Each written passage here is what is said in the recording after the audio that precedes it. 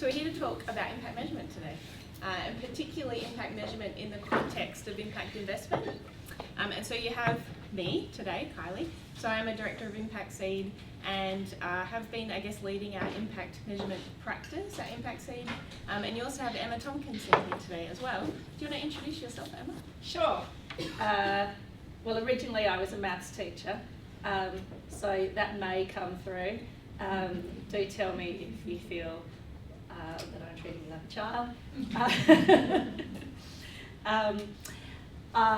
But then more recently I've got a bit of a government background working with social impact bonds, and in particular the data and the measurement side of that, so coming up with outcomes that the government is going to pay for, so defining, measuring and valuing those outcomes.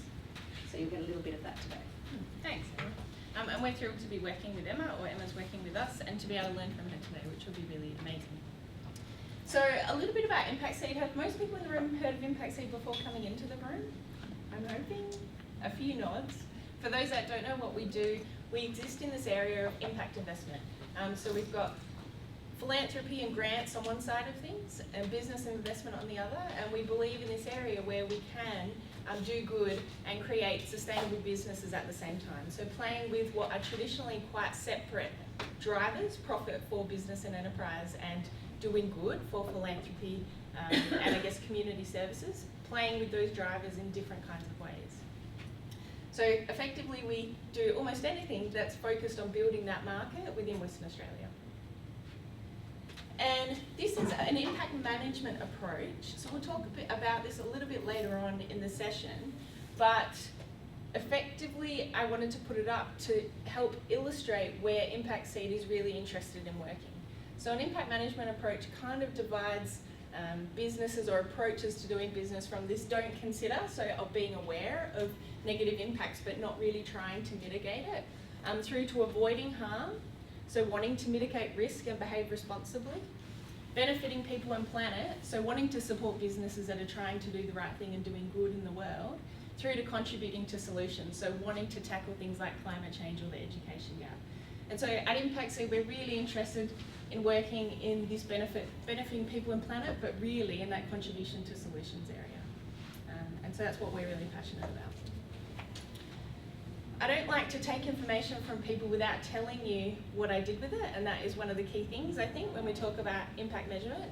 So this is the survey, and thanks to the 10 of you that responded to it, that I put out there ahead of the workshop, not wanting to guilt anyone else. So in the room, well, amongst the 10 people that responded, we've got a mixed understanding of impact investment. So on average, 5.6 out of 10 is how people ranked their understanding of that concept. And so we will speak briefly to that to help those that don't know what impact investment is to just be on the same understanding. We've got a mixed understanding of articulating outcomes, so 4.2 out of 10. But interestingly, an understanding of measurement of outcomes was higher at 4.5, which usually you wouldn't have it that way, right? People usually are able to articulate outcomes probably before they can measure them. And the top 4 topics, as ranked by the 10, are measuring outcomes and impact, how to map to different frameworks, which we will absolutely be looking at, articulating outcomes and impact, and specific measurement methodologies, which is great because coincidentally we're looking at all of those things today, so it's good. So impact investment, who is pretty good, has a fairly solid understanding of impact investment in the room? No one wants to raise hands. That's cool. Yeah. So we focus a bit more on the measurement side today, but to make sure that we have the same understanding of impact investment as a concept, it's this idea of how we can generate financial return, but create a positive impact or generate a social return at the same time. So it's quite useful to articulate it in the concept of other things. So in this top right-hand corner, we've got impact investment, and I'll come back to it. Actually, I'll describe the others first. So traditional investments, which may do no harm, so that's what D&H stands for, so do no harm. And that kind of links back to that other diagram we had where it's kind of trying to mitigate risk, but perhaps not looking to intentionally seek out social return. So generally a high financial return, but really low, and that should be social return, obviously, social return. So there's not much often happening with traditional investments in terms of some positive contribution. Low impact and low financial return, well, that's not really a thing that we're interested in at all, right? That's not what we're here for today. In terms of high impact social return, or low or no financial return, that's that realm of philanthropy. And so then impact investment is this area where we've got some financial return and some social return at the same time. There's some debate amongst the sector, if we can call it that, around this idea of financial first investors and impact first investors. So financial first investors aren't willing to compromise on a financial return in any given investment, right? So say that, a market rate return is, well, these days it's not so great, but let's say a market rate return was like 4%. So a financial first investor is not willing to compromise on that 4%. They want to see social return, but they want the 4% return, financial return on their investment. An impact first investor may be happy to receive, say, a 2.53% financial return for the intentionally measured social return or social impact that happens within that investment. Does that make sense? Yeah. So that's the concept generally. The market itself is still very much developing. Internationally, it's a lot more advanced than what we have here in Australia. And in Western Australia, we are at the moment in a unique opportunity to be intentionally developing that market as we go. That's actually all I had to make sure we have the same understanding of impact investment, because really we're here to talk about the measurement. So I just wanted to open it up there for anyone who's got questions that they want to ask about the impact investment side of it. Yeah, you just made a statement that it's more advanced overseas. Overseas is a big place. Yeah. So Emma's worked a little bit in the UK. Do you want to talk a bit to that sort of? Yeah. So I guess I'm just sort of thinking of the history of the world, and trying to think how can I only just give What you a I'm bit getting of at with the question is the EU is a very different place to Southeast Asia. Yes. Right? So We start with making statement that it's right. So overseas is much more advanced than we're way we behind. probably would see the emergence of what they call social investment in the UK around 2000. So that sort of ramped up over 10 years with the US coming in, and I think Rockefeller Foundation coined this term impact investment. So they probably joined in and started promoting the idea in a big way, maybe around 2008-9. So that's when it sort of emerged in the US. Across Europe, there's a sort of a more of a left interpretation in that the movement is more led by sort of the more cooperatives. I can't remember what they call them in the French name for them, but sort of like the social business is really about ownership as well. And the European Venture Philanthropy Association has probably led a lot of that. So there definitely is a very sort of a social impact investment movement across Europe, but it is slightly different to that in the UK. So the UK, there's a lot of social enterprises. The social enterprise sector is so big that actually when I was working there in social investment, it was sort of seen as, like we didn't even go to each other's events, or, they were totally self-sustaining and while there was an intersect where particular companies would intersect, it wasn't like we need to encourage social business or social enterprises. In the US, it's a little different. So there's impact investment is big in the US, but there's a lot of sort of green bonds, a lot of fixed interest stuff, a lot less of that sort of one-on-one little social enterprise or idea getting small amounts of money.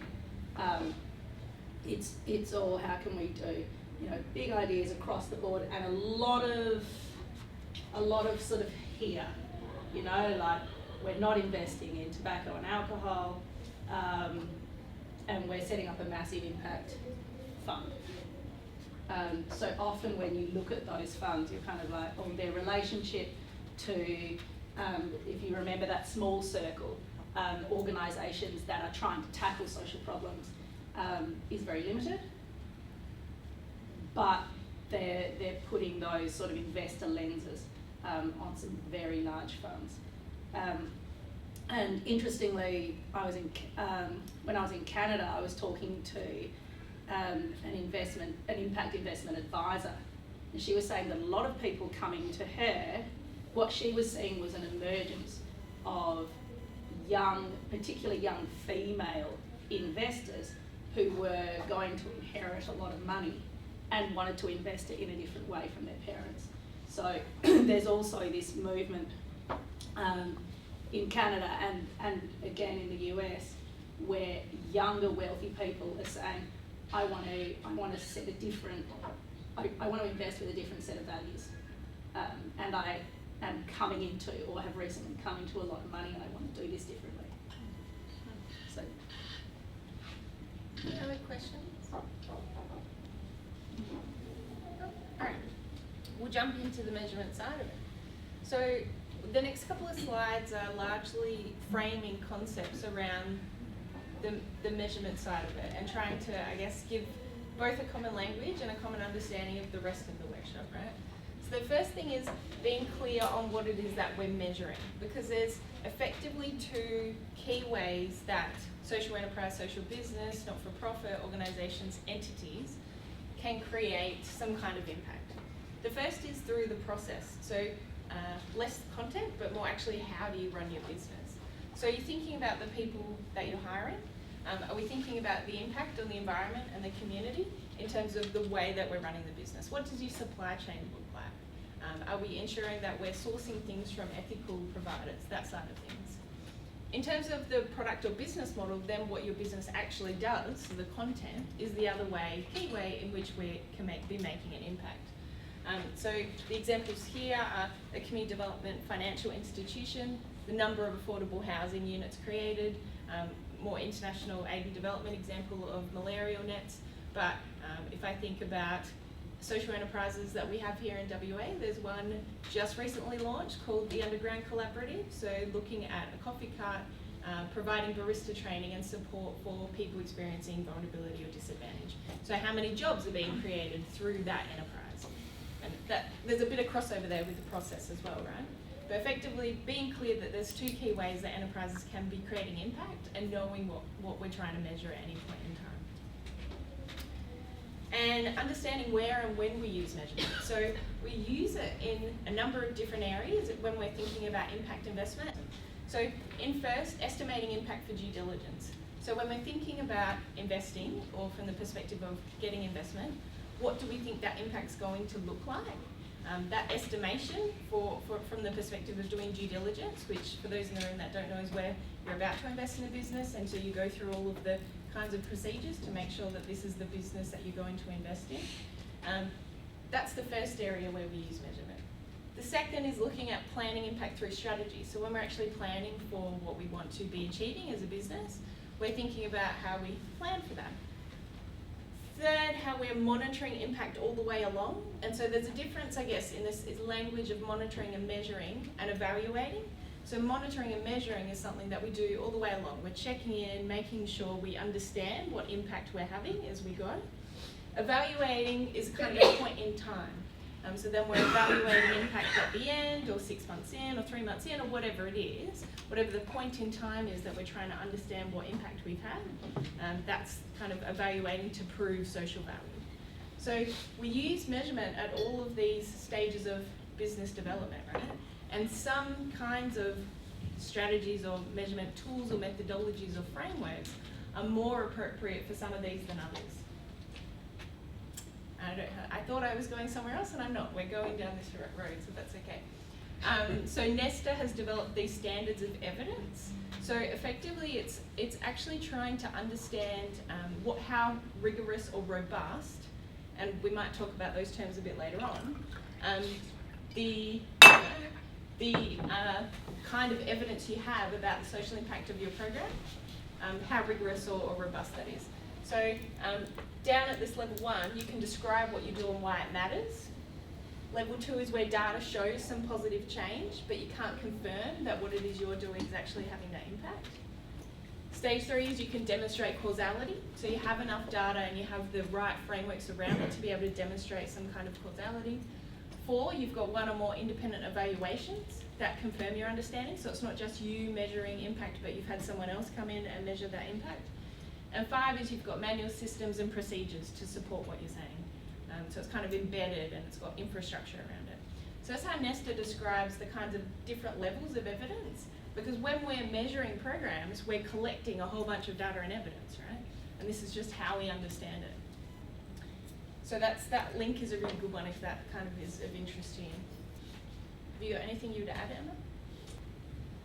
Emma? So Nesta is a quasi-government body in the UK that also invests and runs a lot of accelerators and incubators sort of thing. And the way that they use this is when they have an organisation that they're investing in or working in, they try and sort of locate wherever they are. They say, okay, you're here. And there's nowhere wrong to be, but what we want to see in all the organisations that we're working with is that they're moving this way. So they sort of, they have a good chat with them, they say, you're in this bucket, and this is where we'd like you to go, and we will work with you to get there. But that's kind of how they use it. Is this the same standard that the government are using for their social bonds and for those people in between the social bonds and the philanthropist and then the end receiver? Is this the same program that they're using or something very similar? You know? I don't think they use this exactly, but I think this is a really useful way to sort of describe the difference between organisations. There is a later slide that's sort of the same thing but rearranged. That so I it's think not a government stand that no. they're using at the moment, so it's new enough for them to not really know exactly what they're looking for? I think actually to do a social impact bond, when you have to pay on an outcome, and we will get into this in more detail, when you have to pay for a defined outcome, it becomes sort of not just organisational, but in here it needs to be, there needs to be some kind of measure of you're making this difference. Yep. So generally, somewhere in here, we see the appearance of a counterfactual or a comparison group, where you say, not only do I know what my organisation is doing, I am estimating in some way what would have happened to these people if the program wouldn't have been available. Yep. And the government generally wants to pay for that difference. Now that actually doesn't always happen with social impact bonds. Sometimes a social impact bond will just pay for what they see happen, but I'll show you some concrete examples of that. And I think Emma will talk more to the UK experience, and one of the frameworks we've got a bit later towards the end of the session, we'll talk a bit about what the WA state government's outcomes framework is looking like, and that might, kind of help with that question as well. Any other questions on framing type concepts? No? Okay. So in terms of outcomes and indicators, that's where we're going to go now. So around the articulating of outcomes. So this, who's seen a logic model before? Yep, okay, about half the room. So a logic model is generally this language of impact measurement. And this is the logic behind it, is usually how we talk about outcomes in terms of both impact investments. So when we look at a lot of the frameworks and tools a bit later on, you'll see that all of them have this underlying logic framework underneath it. But also I think across the community services sector, this is a generally accepted way of talking about social outcomes. And so I'm going to start over at the outcomes side and then work backwards, because that's how I tend to like to describe it. So if we're thinking about the outcome or impact, the long-term outcome or impact is what long-term conditions we're looking for. So we're talking social, economic, civic or environmental. What's the biggest picture kind of outcome? What is the biggest picture change or state of affairs that we could see in the kind of area that we're trying to make an impact? So one step back from that are medium-term outcomes. So to get to that long-term impact or outcome, there needs to be shifts in behaviour, right? People need to change the way they're working to be able to get us to that long-term outcome, whatever it is. So medium-term outcomes are based on that. They're based on changes that we can see in behaviour of people or of systems. So thinking about practice, decision-making policies, things that are shifting in that kind of area. Short-term outcomes then, so to be able to change people's behaviour, we know that we've got to have shift in perception, understanding, knowledge. So short-term outcomes are things, oh, let's see, it's me, it's not you, I'm doing it. Can you make it big again? I think.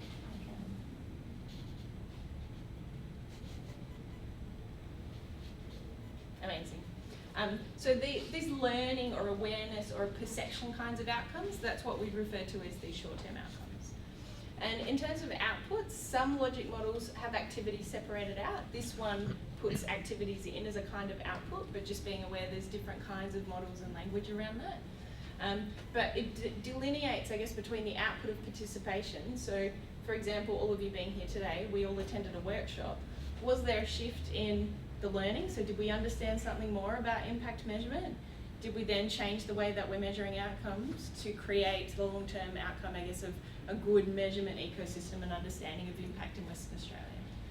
So number of people attending a workshop is one of these output type things, and the activity is actually conducting the workshop. And similarly, it might be a number of counselling services. It might be a number of people attending something. Where do we have a chair, guys?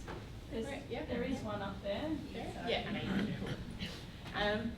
So that's how we delineate with these outputs. And as I say, sometimes activities are within outputs, sometimes they're separate too. I don't really go into the inputs and situation and priority stuff, because for me the logic and the importance, I guess, of us moving ahead in understanding outcomes is more in this logic, that activity to output to short-term, medium, long-term outcome. Has anyone got any questions on that? No? Do you have anything you'd add to that, Emma? No. Cool. Sorry? If you go back to one slide back, this is all there, but does it include anywhere how we are measuring that in impacts? Sorry? The tools of measuring those impacts? Yeah, so we're going to go through. Where do those fit in? So we'll go Where do through we that. keep them there? Like in outputs or in inputs? Yeah, that's a good question. So I think in terms of how we measure, you've got indicators that could exist at any of these levels, right? And we'll go through some of those in the rest of the session. I guess that's kind of what the session's predicated on. But you could have, if you chose to measure something around outputs in terms of number of people attending, that is something that we traditionally measure, right? Is people turning up to something. I guess in terms of what we actually want to understand, has there been a shift in learning, awareness, understanding, perception? Has that led to some kind of behavioural change? And what has that meant for a long-term impact perspective? But you can attach indicators, like plug them in to any of these elements. Yeah. And we'll talk a bit more about how you do that and kinds of tools and frameworks that help you to do that. I think the other thing that's really important to talk about is that context is critical. So when we're talking about outcomes, we could be talking at an individual outcome level. So what someone experiencing vulnerability or disadvantage wants for their own life. And sometimes that can be different to a program level outcome or a population level outcome. And sometimes that individual outcome might be a short, medium term outcome or an indicator of one of these outcomes. And there's a lot of discussion and debate within impact measurement about, oh no, but that's an output, or no, that's an outcome. No, that's a short term or medium term or long term outcome.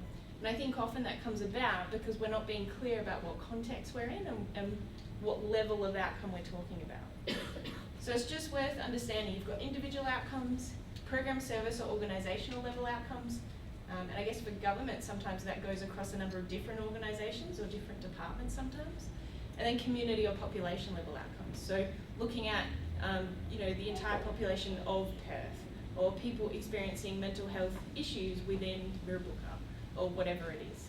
Does that make sense? Outcome, context does. And this kind of links to what we just talked about, but there was a study done that actually looked at a whole bunch of different frameworks and tools that impact investors were using to measure outcomes. And it became clear that investors are really content to use this kind of logic, right? That's really common and it makes sense, it's accessible, and a lot of the frameworks and tools are based on that logic. So if we are thinking about how we might attach outcomes to those things, this is just kind of a bit of thinking about what kinds of indicators you'd attach to what kinds of outcomes.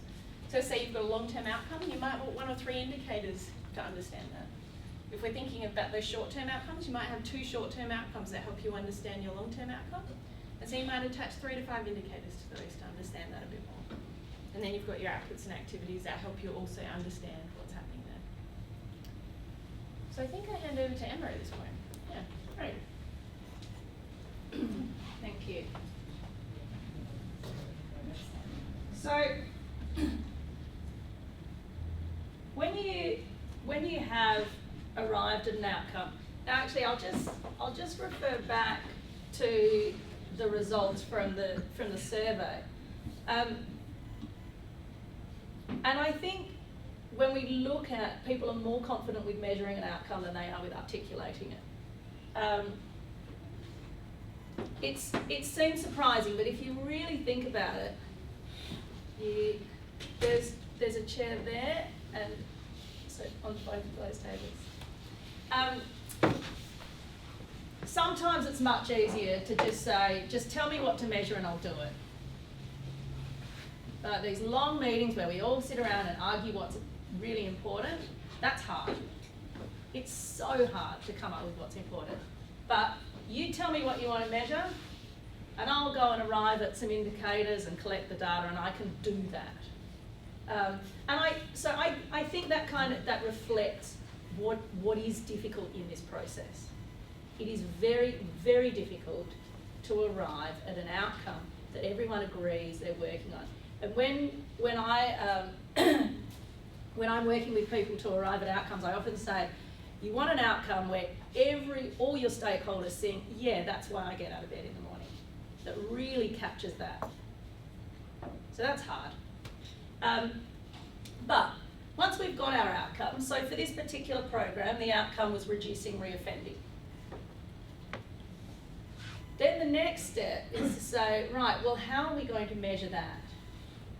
And there are many indicators or metrics that will reflect on this reduced reoffending. So you could have things that we've listed in projects on this in the past: number of arrests, number of court appearances, number of nights in jail, number of people in jail, number of crimes. So many different ways. And then when you try and whittle it down, you think, well, whose data is reliable? Is the police data more reliable than the court data? Is the court data more reliable than the prison data? Or who's going to give us the data if we're going to do a program? Can I just ask, just on that there, just Yep. as a question, and focusing on the pending, how would you be able to access that data as a privacy and all that sort of stuff? Say you were to look at that in a particular region, saying it's from a particular ethnic group, there's X amount of people in charge, etc., and that's on a rising trend. How do you get that data for that particular area or that particular location to turn around and say, well, we've done X, Y, Z, and we know there's less people incarcerated. However, we're not able to get the data out. So how do you sit down and negotiate that with an investor? Yep. So that you actually say, hey, we do have the information or the anecdotal evidence, but we can't actually get that very tight evidence from the government body because of privacy. How do you get around that? There's a couple of ways. So the first is to have government sort of as a party. So let's say social impact bonds that have involved reoffending have had government as party to the contract. So government is providing the data, and you negotiate the sort of the measurement and how they're going to do it, and then they collect the data and come up with that measure. And sometimes there's an external auditor that may look over that. Yeah. The other way is, so there's something in the UK that they set up called Justice Lab. So after doing this for a social impact bond, they were like, well, they're not the only people who want to know how their programs are going. We've got a raft of programs all trying to reduce reoffending. So they set up this thing where what you could do as an external organisation was send a list of the people you were working with and their most recent sort of release dates to the Justice Department, and they would give you an effect size for your program. So they would compare those people to a bunch of people who weren't in your program, who had a similar number of previous incarcerations. So the best indicator of going to jail is how many times you've already been in jail. So you could submit your list, they would compare it to another group, and then come back to you with the effect size of your program. Their only sort of condition was that then they would publish the results.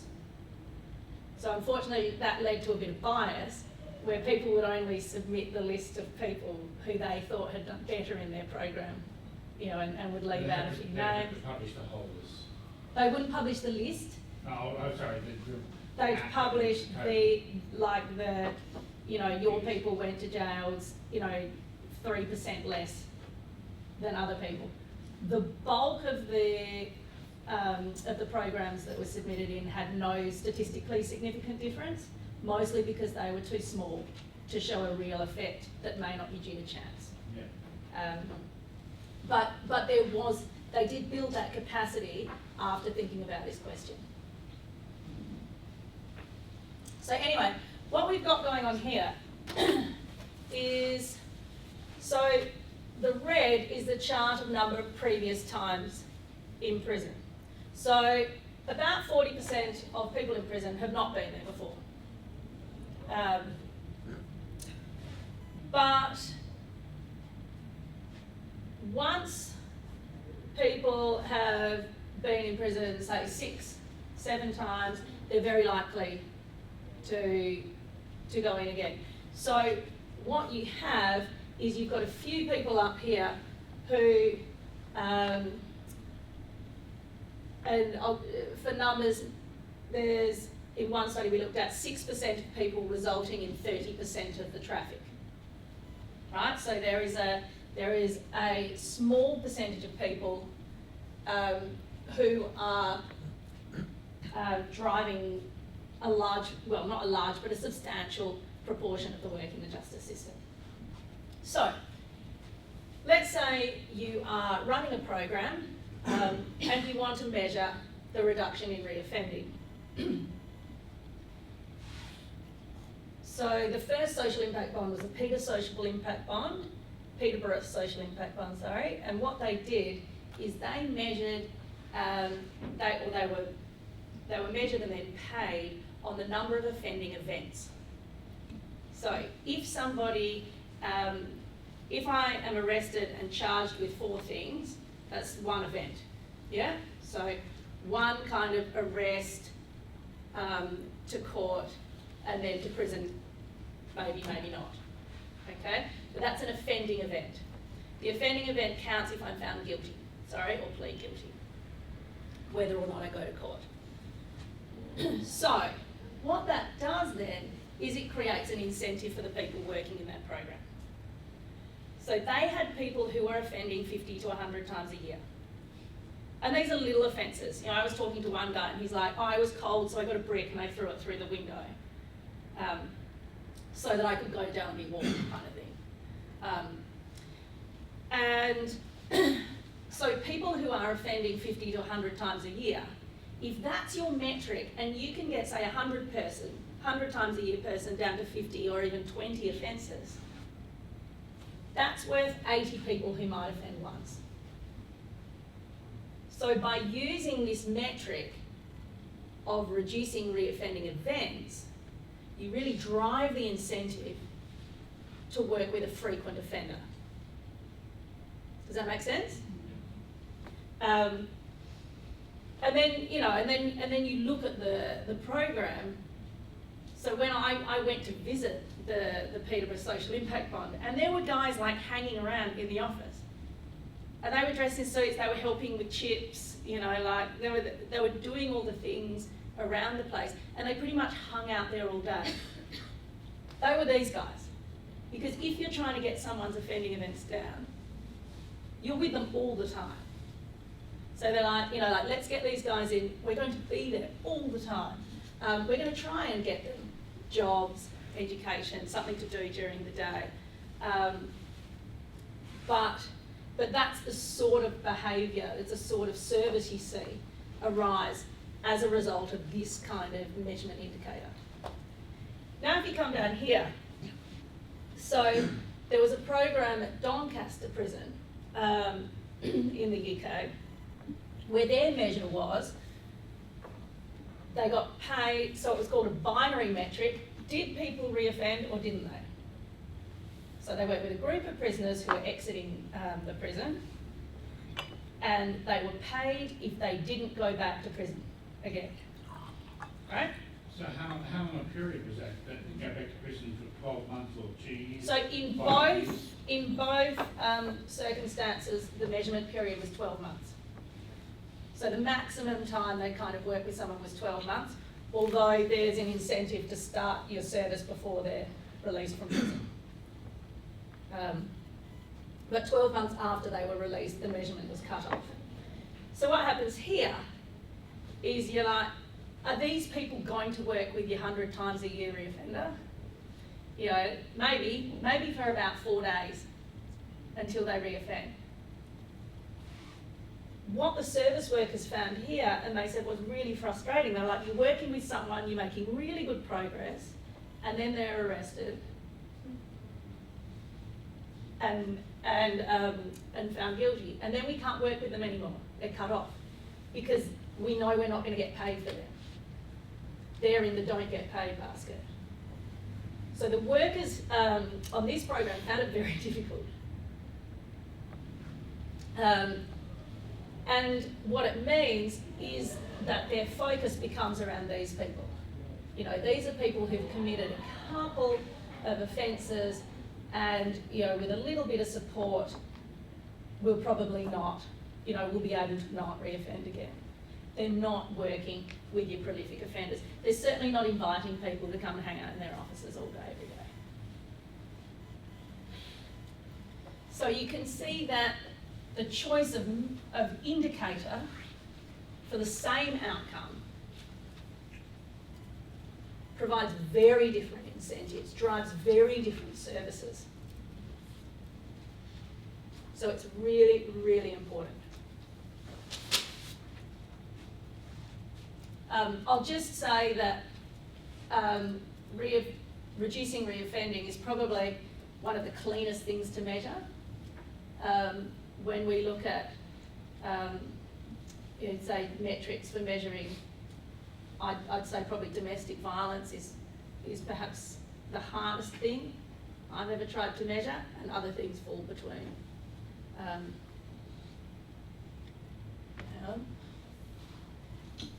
So, we were talking before about measurement for social impact bonds. Now, when you have a social impact bond, you're pretty much saying, if this outcome is achieved, we're going to pay on it. That provides a sort of a level of pressure on measurement that is not seen in, you know, where, say, we're Impact Seed and we'd like to report to our stakeholders on how many people attended our workshops. Yeah? Or, you know, I'm running an investment fund and I want to show people through my reporting and measurement that we really care about social goals. So right up sort of the most the most rigorous end is where I was talking about the counterfactual or the comparison group. That's also called the control group. So what we might have is a population, and we're going to run an intervention or a program, some kind of project for some people. And some people are not going to receive our intervention. So we can compare the people receiving the intervention to the people not receiving the intervention. And after the intervention has been delivered, we can measure the outcomes for both groups. So in this case, this is an employment program. The black coloured people are looking for work, the orange coloured people have found work. We can measure the outcomes for both groups and compare. And the difference that we find, we say, you know, this is as far as we know, the best estimate of the difference this program made. Very few programs are run like this because it requires a lot of recording, a lot of rigour, a lot of effort, more staff on the measurement side. So, for the people in the control group, like say, you're working in an education sector and you're looking to see the impact of your program on the students, whatever. Mm-hmm. But you can't have those the students in the control group coming from your students itself, because then you're already giving education to them, the whole Right. group. But you can't have a control group from that group, right? So, Yeah. because you're already giving them some educational classes. The Right. control group has to come probably from outside of the school, or at least outside of the class. Yeah. But then you're not giving the same education to them both. So how do So- you do that? The construction of a control group is really difficult. So I think that the cleanest way to think of it is with medicines. Pretty much all medicines have to be proved this way. That's why they're like, we're running a trial, you might be eligible for the trial, or you might not.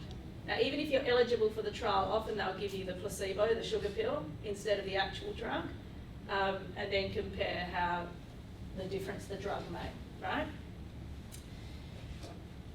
In some situations, it's like, well, it's not. And you know, in medical trials, sometimes they stop them early because the drug is so effective, it becomes unfair for these people to keep missing out. Yeah? So sometimes that happens. For social programs, it's a little more complex, and there is always this question, is it fair for some people to miss out? Well, the first answer is sometimes the intervention does damage. Even though you're trying to do good and you're offering all this support, sometimes by interfering in people's lives, you do damage. So we should never assume that every intervention is beneficial. But the other thing is that there are many ways to establish controls. Often when programs are introduced, they're rolled out in a sort of a staggered way. We'll start with this class, then we'll go to that class and that class and that class. Now that provides a kind of a natural comparison. So when you're rolling something out, you can think, what if we don't do it with, this is our most receptive teacher and then the second most receptive teacher? What if we say, let's just sort of throw them in a hat and randomise them?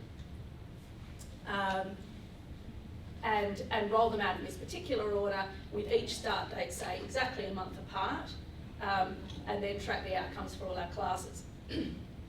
There is an organisation in the UK called, I think, the Education Endowment Foundation. And what they do is they test educational programs very rigorously. The way they do it is they have teachers in hundreds of schools all across the UK kind of sign up that they will be like sort of that their classes can be sort of like test subjects. So when they're looking to trial something, to look at the effect of something, they might want to look at the effect of having an extra teacher in the classroom, or the effect of 3 hours homework a night versus none. They'll get in touch with a random selection of teachers and say, could you all give 3 hours homework a night for the next year, and could you all give none? And they've got a large enough pool of classes that they're able to do that. And actually the teachers and the kids quite enjoy being part of this and then seeing the results at the end. So that's how it has happened in education, but yeah, it's not easy. And when you're running a particular program in a particular school, it can be very difficult. You know, if you're looking from the ground up, you're like, oh, you know, where are we going to get a control?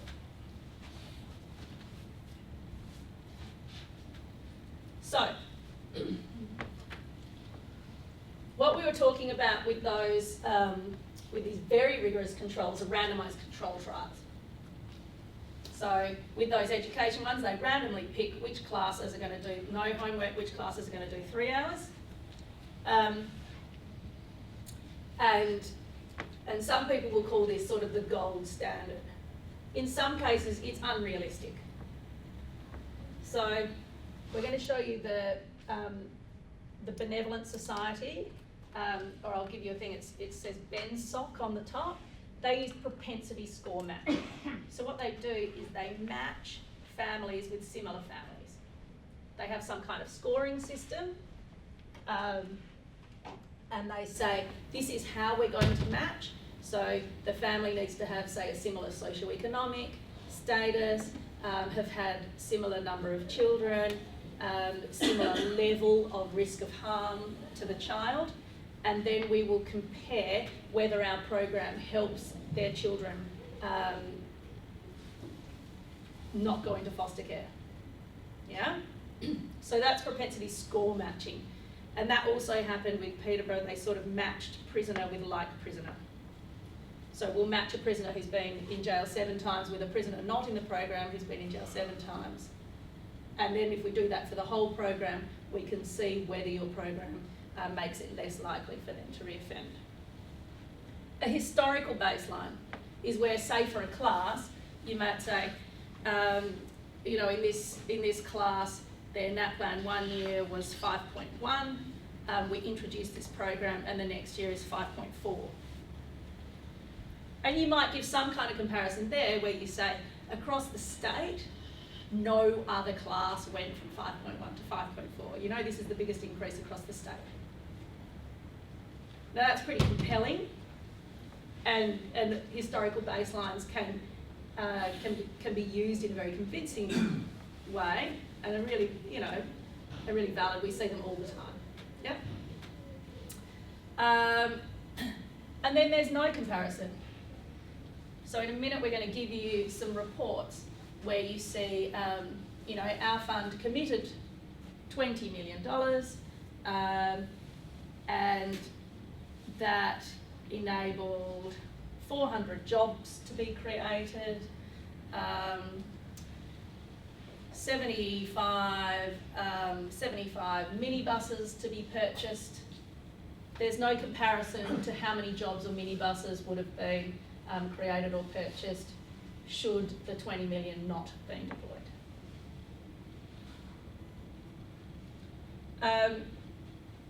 All of these have been used in social impact bonds.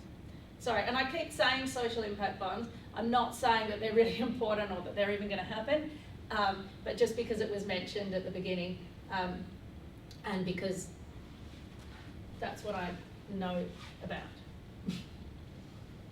So, any questions on this? What's at the top? Oh, okay. The top was like a systematic review of randomized controlled trials.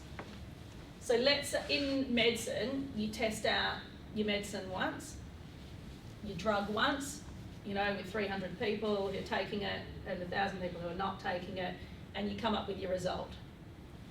You might have to do exactly the same thing, say 5, 10 times across a number of countries, a number of, you know, whatever, to get your drug over the line.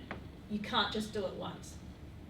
So it's quite unlikely in a social setting we'd say you have to repeat exactly the same sort of experiment or intervention, 20 or 100 times in 100 settings before we'll believe that it could be effective.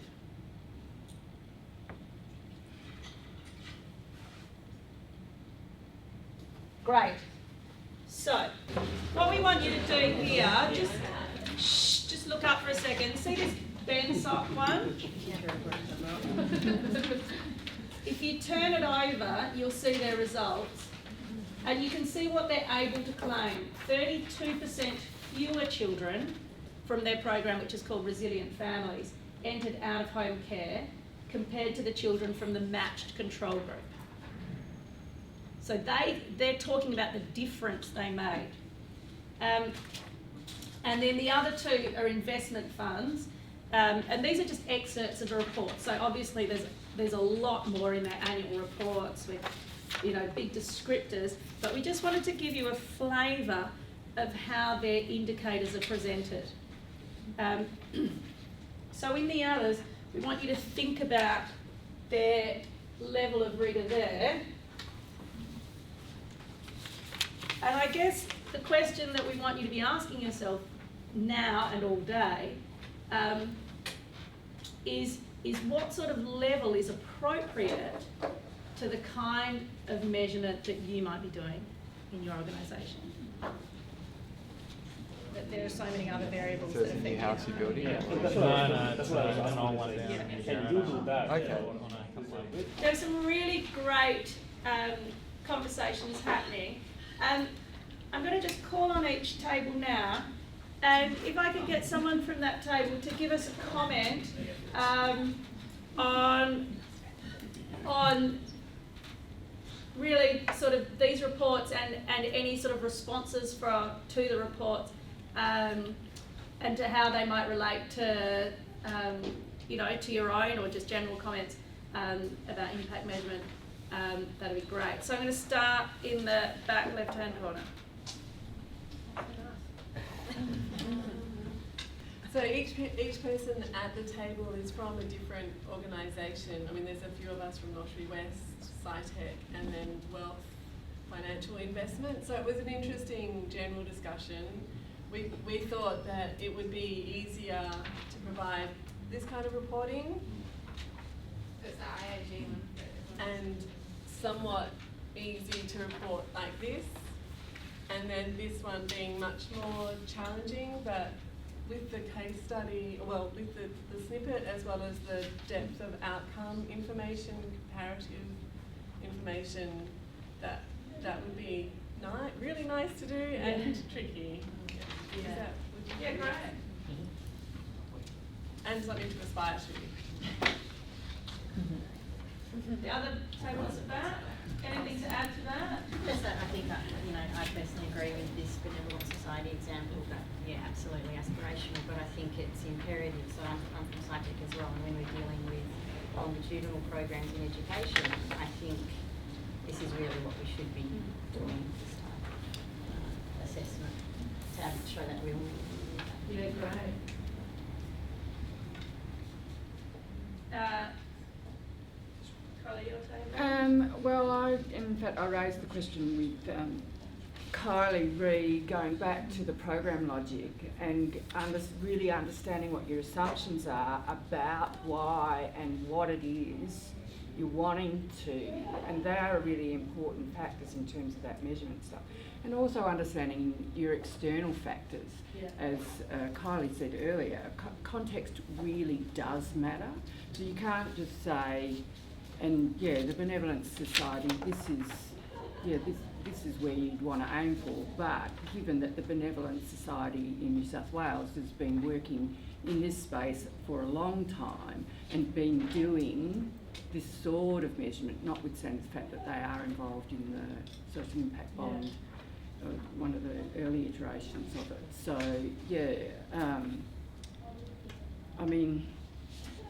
I'd just go, this is great stuff. Start small. That IIG one, that's their first impact report, isn't it? So they've been running for several years, but last year they had none. So then we're also looking at raising that standard of evidence, where from none to what they've got, lovely. But then we also had the question down here of audience, where you're like, well, lovely is nice if your audience is just interested. But in some circumstances, the measurement, the indicators are used to make decisions upon, and in some, it's about just being part of a process of doing better and being more transparent. So, any comments from this table? I just have one, didn't really discuss this, but I come from a financial, or very kind of heavily financial background, and when we look at similar things in the finance industry, you look at, sets of metrics which are pretty well understood, so IRRs, ROEs, EBITDA, revenue, etc. And I think what struck me is that across these reports, you've got 100 different measures, but they're all measuring different things. And I think what will be really interesting is how you then, how do you match, how do you tell which one of these is effective, without the right frameworks, without the right way of thinking about it. So that was, an observation that I had. The first project I ever did in this space was with the National Audit Office in the UK. And I was working with their third sector team, and what they wanted was similar to all your sort of financial measures. They wanted the measure that would tell them the financial health of a third sector organisation. And they said, we want to be able to look at these third sector organisations and say, you're going well and you're going under or whatever. And we did a long process of looking at all the measures and applying them to all organisations,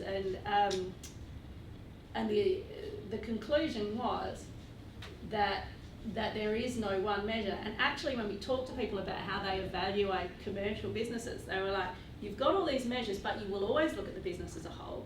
You always look at the team running it, or the story of the business, where they fit in context to their industry.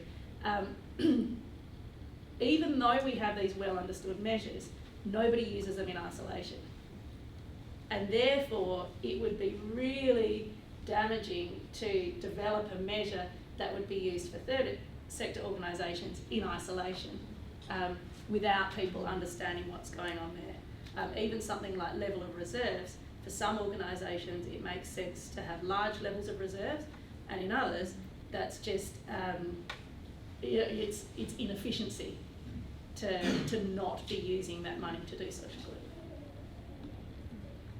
But yeah, I think one of the real challenges is to take the work that has been done in traditional finance and say which parts of it are really relevant and useful in impact investment, and are there any parts that we need to reinvent for the first time?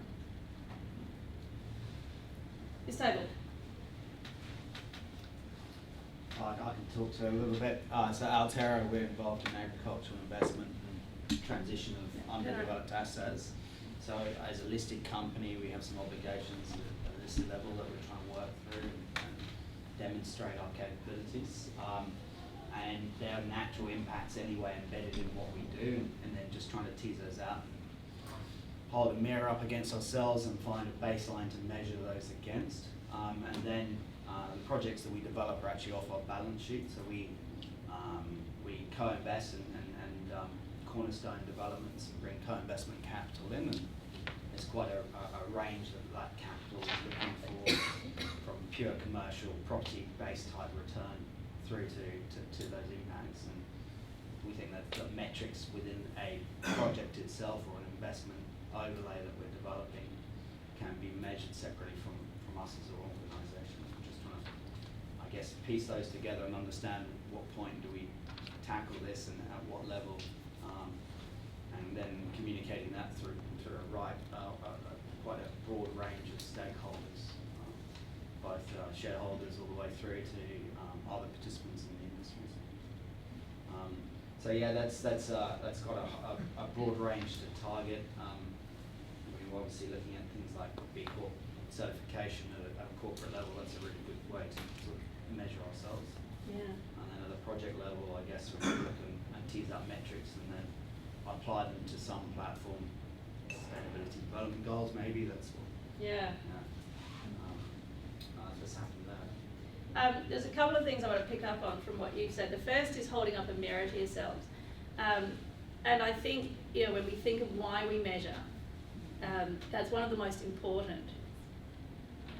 Everyone involved in all of our program, everyone is well-meaning and run off their feet because there's always something more you can do when you're trying to do your best. But the practice of measurement does force you to hold up that mirror and examine what you're doing and ask difficult questions. And it's those questions that then will lead to improvement. The other really interesting thing you were talking about then was the stakeholders. So understanding who your stakeholders are, what they're trying to get from your report, what decisions they're going to make from your measurement, and what's important to them. So you mentioned B-Corp certification. When you're talking to people, is saying, yeah, we're a certified B-Corp, does that make a difference or not? For some audiences, it's like, yeah, you've got external accreditation. And for some audience, it's like, that, I'm not interested in that, tell me about this. Yeah, the key thing there, sorry, Yep, no. is turning it into something tangible from a commercial organisation. I mean, we've got a history of carbon sequestration and dryland forestry at large scale, but to some extent we've borne the bleeding edge of that industry. It's finding the balance as we go down this pathway. What is this effectively going to do for us, and bringing back that commercial discipline? Is it going to add value to the assets and ultimately the exit route for those assets? Is it going to impact our cost of capital? Those are the things that ultimately help motivate, drive, and build a budget line against putting resource into these areas within our projects. Yeah, and a good example of that, where foundation signatories. Sorry, just loud enough. We're foundation signatories of the Code of Conduct of the carbon farming industry. There are a lot of people in the market that don't know what that means. So we are the people who help set the benchmark, right? And the benchmark is here, and there are people in the same market as us that are here. And if customer land doesn't know the difference, you can feel good about yourself, but pretty difficult to justify to shareholders. Yeah. Yeah. Yeah, great reflection. Yeah. With all this here, there's, from what I see it, and correct me if I'm wrong, there's an investment for return, and then there's just a philanthropic investment with no return. So there's different programs here. Some are going to give no actual monetary return, but there's only going to be a social outcome. So, and just hearing these gentlemen here with their public listed companies, etc., they're obviously investing for a return, for your shareholders, because that's who you're focused on, as opposed to a social outcome or benefit. So there's two funding options as it rolls through, two investment streams, for want of a better term. But from my understanding of all, if you're investing in something, you're looking for a return. However, if you're supporting a program philanthropically, etc., you're not looking for a monetary return, you're just looking for a social outcome. So there's two distinct programs in operation. That example you have of the Benevolent Society, that 32%, the higher that was, the more the investors got repaid. So that has a financial return that was pegged to an investor return. But do you want to take this one on more broadly? Yeah, I guess in the sense, when we're talking impact investment, we are looking for something that combines those returns. So we're looking for something that has a financial return and a social return. So philanthropy with no financial return, that's probably not something we would consider as part of the social impact investment mix. Although, having said that, there's this area of blended finance which does layer investments, some of which might include some philanthropy.